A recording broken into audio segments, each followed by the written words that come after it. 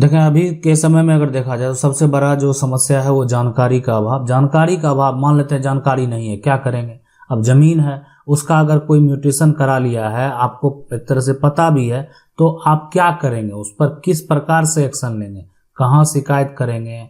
मान लेते हैं आपको जानकारी है ही नहीं, पता है ही नहीं, क्या करना है, कैसे करना है, तो उस केस में क्या होगा कि आप भटकते रह रहे हैं और आपका पैसा जो है वो बर्बाद हो रहा है। लेकिन आप अगर सही तरीका जानते हैं कि अगर हमको म्यूटेशन अपील की कब जरूरत है और म्यूटेशन जो रद्द कराने की बात है, मान लेते हैं कोई करा लिया, अब वो आपकी जमीन का जो एक तरह से रसीद कटा रहा है, वो लगान दे रहा है, राजस्व दे रहा है, तो ये जो है, अब कहने का मतलब वो अपने नाम पर आपकी प्रॉपर्टी को चढ़ा दिया, तो ये आपको क्या कराना, रद्द कराना, कैंसिल कराना है। दूसरा, जब हम अपील की बात करेंगे, अपील है कि आपको अब अपना करवाना, ये भी तो जरूरी है कि आपका नहीं हो रहा है तो आप कैसे कराएंगे। आप सही है, आपके पास दस्तावेज है, आपकी अगर मान लेते खतियानी प्रॉपर्टी हो, या आपके पास केवाला या बैनामा, दोनों में से अगर वही एक ही बात है, केवाला है, बैनामा है या रजिस्ट्री है, जो आप कहें सील डीड कहें, तो ये भी डॉक्यूमेंट आपके पास है, तो आपको मान लेते हैं आपका म्यूटेशन नहीं हो रहा है, आप म्यूटेशन अपील करना चाहते हैं, या आपका कोई गलत तरीके से करा लिया है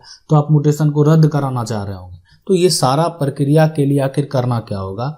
देखें, कोई भी जो म्यूटेशन अपील की बात हम कब करते हैं, जब एक तरह से मेरा म्यूटेशन नहीं होता है, मेरा म्यूटेशन जो है वो रिजेक्ट कर दिया जाता है। जब आप करने के लिए जाते हैं तो उसको रिजेक्ट कर दिया जाता है, मतलब आपका आगे प्रक्रिया नहीं होता है, तो आपको अपील में जाना है। अब अपील का क्या प्रक्रिया होता है। दूसरा है कि अब यहाँ पर म्यूटेशन को रद्द कराना। अब कोई क्या फर्जी तरीके से आपका म्यूटेशन करा लिया, या परिवार का ही कोई सदस्य है, परिवार का ही कोई व्यक्ति है, वो अपने नाम पर करा लिया, जो आपकी जमीन है उसमें आपका भी शेयर होना चाहिए, आपका भी हक होना चाहिए, फिर भी वो क्या किया कि वो अपने नाम पर करवा लिया, तो उस केस में क्या करेंगे, आप म्यूटेशन जो है रद्द कराना चाहेंगे। तो रद्द कराने के लिए आपको क्या करना पड़ेगा, उसके लिए क्या नियम है, कानून है, क्या प्रक्रिया है, वो भी समझना जानना बेहद जरूरी है। अगर आप उसका सही प्रक्रिया को समझेंगे तो आपको पूरा प्रक्रिया समझ में आ जाएगा कि आखिर आपको जो आपका अगला स्टेप होगा वो क्या होना चाहिए। देखें, जमीन कहीं भी अगर आप कोई भी प्रॉपर्टी अगर खरीदते हैं, संपत्ति खरीदते हैं, वो मान लेते हैं जमीन है, अब जमीन पर बना हुआ मान लेते हैं मकान ही आप खरीदते हैं, या आप कुछ भी दुकान ही आप खरीदते हैं, तो जो भी आप खरीदेंगे, जो भी प्रॉपर्टी आप खरीदेंगे, तो प्रॉपर्टी का टैक्स जो है वो सरकार को देना होता है। ठीक है, अब ये टैक्स देने के लिए जो है सबसे पहले क्या, प्रॉपर्टी आप खरीदेंगे तो आपका उसको आपका केवाला आपको मिल गया, आपने पैसा दिया, आपकी रजिस्ट्री हो गई, आपको केवाला प्राप्त हो गया एक तरह से, या आपका बैनामा आपको प्राप्त हो गया, आपके पास ये सेल डीड जो है वो चलकर आ गया, तो ये सभी एक ही दस्तावेज है और ये आपके पास है। अब इस दस्तावेज को जो है अब आपको म्यूटेशन के लिए अप्लाई करना है। अप्लाई करने के लिए जो प्रक्रिया होता है वो लगभग राज्य में, सभी राज्य में अगर देखा जाए, सभी राज्य में अब आप ये प्रक्रिया जो है यहाँ पर ऑनलाइन है, यानी ऑनलाइन आप अप्लाई कर सकते हैं। तो ऑनलाइन जब आप पोर्टल पे जाएंगे, अप्लाई करेंगे, तो ये क्या होगा, ऑनलाइन जो म्यूटेशन का प्रक्रिया है, ठीक है, तो वो आपको एक तरह से सारा कुछ आप मेंशन कर देंगे। अब इसमें है कि किसी प्रकार का कोई दिक्कत नहीं है, जो विक्रेता है उसी के नाम जमीन है तो आसानी से म्यूटेशन जो है हो जाता है, किसी को कोई दिक्कत नहीं होता है। अगर मान लेते हैं जो बेचने वाला उसी के नाम से पहले से भी एक तरह से जो लगान रसीद है वो कट रहा था, उसका नाम से पहले से म्यूटेशन कायम था, तो वही अगर बेचा है तो फिर आपको दिक्कत नहीं होगा। लेकिन अब उसका परिवार का, मान लेते हैं उसकी पत्नी ने जमीन की रजिस्ट्री की है, या उसके बेटे के द्वारा जमीन का रजिस्ट्री किया गया है, और साथ में जो है पहले से म्यूटेशन है भी, लेकिन विक्रेता जो है, बेचने वाला जो है वो व्यक्ति तो नहीं है, विक्रेता तो यहाँ पर बदल गया। विक्रेता कौन आ गया, विक्रेता आ गया वो जो कि अभी एक तरह से उनका वंशज है, या मान लेते हैं उनके उत्तराधिकारी हैं, तो उनके द्वारा अगर बेचा रहा, उनका नाम तो दर्ज नहीं है। म्यूटेशन के लिए जब आप अप्लाई करेंगे, पोर्टल पर जब अप्लाई करेंगे, जो भी एक तरह से रेवेन्यू ऑफिसर हैं जब उसको वेरीफाई करेंगे, जो राजस्व के अधिकारी हैं वो जब वेरीफाई करेंगे, तो वो क्या देखेंगे, वो देखेंगे अरे ये तो इनका नाम दर्ज ही नहीं है, दर्ज नहीं है, तो फिर वो एक तरह से देखेंगे, वेरीफाई करेंगे, उनको लगेगा कि नहीं ये तो नाम नहीं मिल रहा है, बाद में नोटिस भी भेजते हैं, लगता है कि नहीं ये एक तरह से जेन्युइन नहीं है, इसका कोई साक्ष्य नहीं है, तो उसको रिजेक्ट कर दिया जाता है। तो ये तो रिजेक्ट हो गया। तो जब रिजेक्ट हो गया, ठीक है, जब रिजेक्ट हो गया वो, तो उसके लिए जो एक तरह से अगर कहने का म्यूटेशन अपील जो है आपको कोर्ट में जाना होगा। अब ये भी सरकार के द्वारा बनाया गया है कि अब आपका अगर म्यूटेशन रिजेक्ट हो जाता है तो आप म्यूटेशन अपील में जाइए, है ना। बहुत सारे राज्य में आप देखें कि जो है वहाँ पर उस कार्यालय को लिख दिया जाता है उप समाहर्ता, ठीक है। उप समाहर्ता में आप जाएंगे और वहाँ पर जो है आप अपना अपील करेंगे, अपना समस्या बताएंगे और साथ में जो आपका म्यूटेशन को रिजेक्ट किया गया है उसका नकल आपको प्राप्त कर लेना है। अब कहेंगे ये नकल हम ऑनलाइन निकाल लेंगे, बिल्कुल आप ऑनलाइन निकाल लेंगे, लेकिन ये नकल आपको ऑनलाइन जो निकला हुआ है वो वेरीफाइड कॉपी चाहिए। इसीलिए आपको जो एक तरह से जहाँ पर आपने अप्लाई किया था वहीं से आपको आवेदन देकर निकालना होगा। अब ये प्रक्रिया बहुत सारे राज्य में ऑनलाइन है, बहुत सारे राज्य में ऑफलाइन है।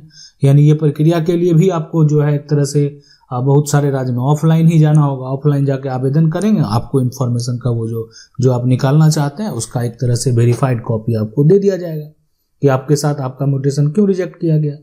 आप उसको लेकर जो है म्यूटेशन अपील कोर्ट जाते हैं। म्यूटेशन अपील कोर्ट में आप वहाँ पर कहते हैं कि मेरा जो म्यूटेशन है एक तरह से रिजेक्ट कर दिया गया, जबकि जो एक तरह से विक्रेता है वो एक तरह से यहाँ पर विक्रेता जो है वो जिसके नाम से प्रॉपर्टी है, जिसकी संपत्ति है, वो उसकी पत्नी है, वो हो सकता है उनका बेटा हो या हो सकती है वो उनकी माँ हो, जो भी है। ये जो है एक तरह से विक्रेता अब नहीं है, जिनके नाम से मान लेते वो नहीं, तो उनकी पत्नी के द्वारा लिखा गया, उनका बेटा के द्वारा लिखा गया, उनकी माँ के द्वारा लिखा गया, तो जो भी है उनके उत्तराधिकारी होने चाहिए, उनके द्वारा ये प्रॉपर्टी बेचा गया। किसी प्रकार का ऑब्जेक्शन भी नहीं लगाया गया, फिर भी मेरा म्यूटेशन रिजेक्ट कर दिया गया।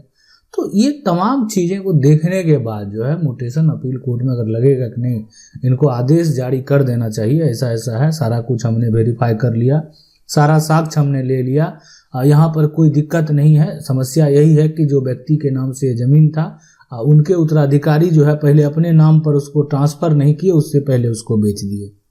तो ये इसको वेरीफाई करने के बाद लगेगा सही, नहीं तो उसको पास कर दिया जाता। पास कर दिया जाता आपके पक्ष में जो है आदेश हो गया, आदेश हो गया तो फिर आपका म्यूटेशन कायम होगा। तो ये हो गया म्यूटेशन अपील कोर्ट जाने की बात। यानी अगर आपका म्यूटेशन को रिजेक्ट कर दिया गया तो आप म्यूटेशन अपील कोर्ट इस प्रकार से जाएंगे तो आपका समस्या का हल हो जाएगा। अब सवाल उठता है, मान लेते हैं ठीक है खतियानी भी प्रॉपर्टी है, आपका खतियान से रिलेटेड भी मामला है, तो उस केस में भी यही है, आपने खरीदा, आप इसमें मान लेते हैं कि आपका जो खतियान के लिए ही आपने ऑनलाइन एक तरह से अप्लाई किया म्यूटेशन के लिए, ठीक है, लेकिन आपका म्यूटेशन रिजेक्ट कर दिया तो फिर क्या करेंगे? फिर आप उसका नकल प्राप्त करेंगे, है ना। नकल प्राप्त करने के बाद आप उसमें क्या करेंगे? अपील में जाएंगे, है ना। और अपील में कहाँ जाएंगे? उप समाहर्ता। तो पता कर लेंगे या म्यूटेशन अपील कोर्ट कहाँ है, या एक तरह से राजस्व से संबंधित जो न्यायालय है वहाँ पर आप जा सकते हैं। तो हर राज्य में जो है बस उससे संबंधित सारा प्रक्रिया सेम है, जगह का हो सकता है, जो पोजीशन हो, है ना, उनका नाम अलग अलग हो सकता है। तो अनुमंडल में आप जाएंगे, अभी मान लेते हैं आप अंचल स्तरीय जो आपका क्षेत्र है, इलाका है, अब आपका जो अनुमंडल क्षेत्र है वहाँ पर जाएंगे, देखेंगे कि आपका जो समस्या है वहाँ कहाँ अपील करना है, तो आपको म्यूटेशन अपील कोर्ट मिलेगा, वहाँ पर आप जो है एक तरह से कर सकते हैं। साथ में अगर फिर भी नहीं है हो रहा है तो आप किसी से सजेशन ले सकते हैं, पूछ सकते हैं कि आपका म्यूटेशन से संबंधित अपील कराना है। आप जहाँ पर आपको नहीं पता चल रहा तो वो भी बता देंगे, जो आसपास के लोग हैं उनको पता होगा कि आपका एड्रेस कहाँ है, कहाँ कौन सा कार्यालय है। अब इसके अलावा या आप किसी वकील से संपर्क कर सकते हैं, सारा प्रक्रिया वो आपको करके दे देंगे। अब लेकिन है कि यहाँ पर कि अब आपकी प्रॉपर्टी का कोई फर्जी म्यूटेशन करा दिया, म्यूटेशन जो हो गया है ये फर्जी है। अब इस फर्जी म्यूटेशन को आपको तो कैंसिल कराना है, मतलब कोई ज़मीन का जो एक तरह से रसीद है वो गलत तरीके से कटा लिया है, मतलब नाम उनका होना ही नहीं चाहिए, कोई एक तरह से उसके पास साक्षी नहीं है कि उसका नाम हो, लेकिन वो फर्जी एक तरह से करा लिया है। तो अब फर्जी करा लिया है तो उसके लिए तो फिर उसको रद्द करना पड़ेगा, कैंसिल करना पड़ेगा। उसको जब वेरीफाई किया जाए एक तरह से किया जाएगा तो फिर जो है उसको रद्द करना पड़ेगा। तो अब ये इसकी जो सुनवाई है इसके लिए आपको मान लेते हैं कोई भी आपका खतियान है, आपका कोई हिस्सेदार गलत तरीके से म्यूटेशन करवा लिया, आपका केवाला आपका हिस्सेदार जो गलत तरीके से मान लेते हैं वो म्यूटेशन करवा लिया है, तो दोनों ये समस्या उत्पन्न होता है। समस्या उत्पन्न है तो यहाँ पर उसके लिए भी उपाय है, और उसके लिए अब आपको यहाँ पर जाना है अपर समाहर्ता न्यायालय, ठीक है। यानी आप अपने जिला में जाएंगे और जिला में अपर समाहर्ता न्यायालय जो है एक तरह से ये जो राजस्व न्यायालय है, एक तरह से आपका जो रेवेन्यू कोर्ट है, वहां पर आपको क्या करना है, वहां पर आपको याचिका दायर करना है। आप वहां पर जाएंगे, किसी वकील से संपर्क करेंगे, बताएंगे कि मेरा जो एक तरह से म्यूटेशन है गलत तरीके से करा लिया है, मेरे संपत्ति का दाखिल खारिज गलत तरीके से हो गया है, उसको हमको रद्द कराना है। परिवार में बंटवारा नहीं हुआ था, फिर भी परिवार के लोग उसका जो है अपने हिसाब से जो है जो भी चढ़ाना हुआ, जो भी प्लॉट एक तरह से डालना हुआ सारा डाल के वो म्यूटेशन करवा लिया, हमको उसको रद्द करवाना है। तो रद्द करवाना है तो आपको यहाँ पर याचिका दायर करना पड़ेगा, फिर उसको नोटिस भेजा जाएगा, नोटिस में उससे जवाब मांगा जाएगा कि आप कैसे करा लिए जब आप परिवार में बंटवारा नहीं है तो, या कोई ऐसा अन्य व्यक्ति जो कि जिसका मान लेते हैं होना भी नहीं चाहिए वो कैसे करा लिया।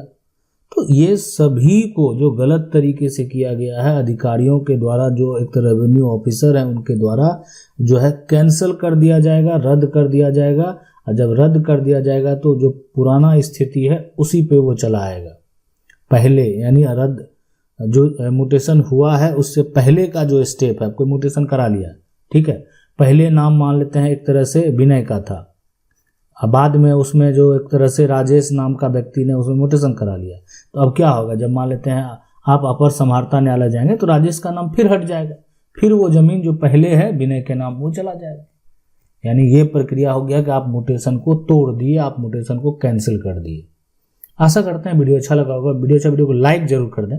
चैनल को पहली बार देख रहे हैं, सब्सक्राइब करके जो बेल आइकन है उसको जरूर दबा लें। मिलते हैं अगले वीडियो में, तब तक के लिए जय हिंद।